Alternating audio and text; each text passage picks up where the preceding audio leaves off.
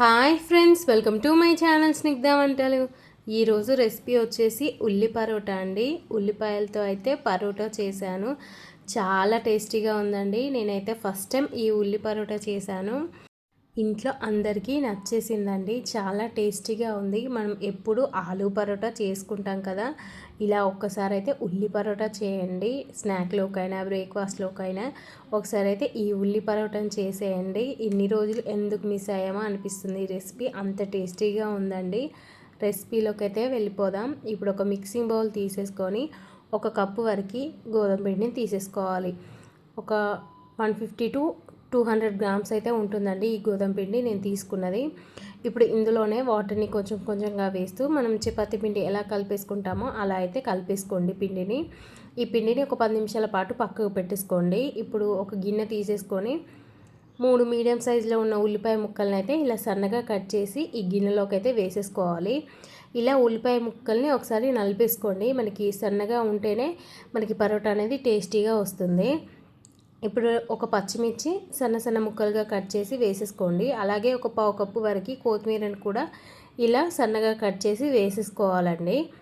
ఇలా కొత్తిమీర వేసేసుకున్న తర్వాత ఇప్పుడు ఇందులోనే 1/2 టీ స్పూన్ వరకు కారాన్ని అయితే వేసేసుకోవాలి.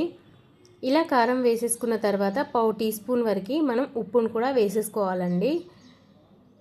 ఇలా ఉప్పు వేసేసుకొని పావు టీ స్పూన్ వరకు గరం మసాలాను వేసేసుకోండి. అలాగే పావు టీ స్పూన్ వరకు చికెన్ మసాలాని లేదంటే చాట్ మసాలా ఏదైనా మీ దగ్గర ఏది అవైలబుల్ ఉంటే అది వేసేసుకోండి. నేనైతే చికెన్ మసాలా వేసేసుకున్నాను. ఇప్పుడు ఒకసారి అయితే ఉల్లిపాయలకి ఈ కారం అంతా పట్టేలాగా కలిపేసుకోండి. ఇలా కలిపి పక్కకు పెట్టేసుకోండి. ఇప్పుడు మనకి పిండి అయితే సాఫ్ట్గా అయిపోతుంది. మనం ముందుగా కలిపెట్టుకున్న పిండిని ఒక చపాతీ పీటపై పెట్టేసుకొని చపాతీ షేప్లో అయితే ఒత్తేసుకోవాలండి. మీకు ఎంత పలచగా వీలైతే అంత పలచగా అయితే ఒత్తేసుకోండి చపాతీని. ఇప్పుడు మనం ముందుగా మిక్స్ చేసి పెట్టుకున్న ఉల్లిపాయలను అయితే వేసేసుకోవాలి. ఇలా చపాతీ మొత్తం స్ప్రెడ్ చేసేసుకోండి. ఇలా చపాతీపై స్ప్రెడ్ చేసేసుకున్న తర్వాత చివర్లని నేను చూపిస్తున్న విధంగా అయితే మనం చపాతీని రోల్ చేసేసుకోవాలండి. ఇలా ప్రెస్ చేస్తూ మనం రోల్ చేసేసుకుంటే మనకి స్టఫింగ్ అనేది బయటికి రాకుండా ఉంటుంది. ఇలా రోల్ చేసేసుకున్న తర్వాత మధ్యలోకి అయితే నేను చూపిస్తున్న విధంగా నైఫ్తో అయితే కట్ చేసేసుకోండి. నైఫ్కి కొంచెం ఆయిల్ని అప్లై చేసి కట్ చేసేసుకోండి. అప్పుడు మనకి ఈజీగా ఉంటుంది. ఇప్పుడు నేను చూపిస్తున్న ఈ విధంగా అయితే ఫోల్డ్ చేసేసుకోవాలండి. ఇలానే మిగతావి కూడా మనం అన్నీ చేసేసుకోవాలి. స్టఫింగ్ ఏమాత్రం బయటికి రాకుండా నేను చూపిస్తున్న ఈ విధంగా అయితే చేసేసుకోండి. మిగతా చపాతీపై కూడా ఇలానే ఆనియన్ పెట్టేసుకొని మనం ఫోల్డ్ చేసేసుకున్నప్పుడు ప్రెస్ చేసి ఫోల్డ్ చేసేసుకోండి. ఇలా మనం మంచి షేప్లోకి అయితే చేసేసుకున్న తర్వాత కొంచెం గోధుమ పిండిని వేసి కొంచెం పలచగా అయితే ఒత్తేసుకుంటే సరిపోతుంది. ఇప్పుడు ప్యాన్ పెట్టేసుకొని ఒక 1 టీ స్పూన్ వరకు అయితే ఆయిల్ని వేసేసుకోండి. ఇలా ఆయిల్ని ప్యాన్ అంతా స్ప్రెడ్ చేసేసుకొని మనం ముందుగా చేసుకున్న ఉల్లిపాయ పరోటాను అయితే వేసేసుకోవాలి.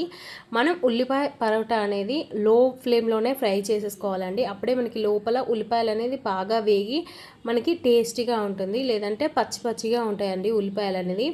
మీరు ఇది ఫ్రై చేసేటప్పుడు ఆయిల్ని కొంచెం కొంచెంగా వేస్తూ లో ఫ్లేమ్లోనే ఫ్రై చేసేసుకోండి.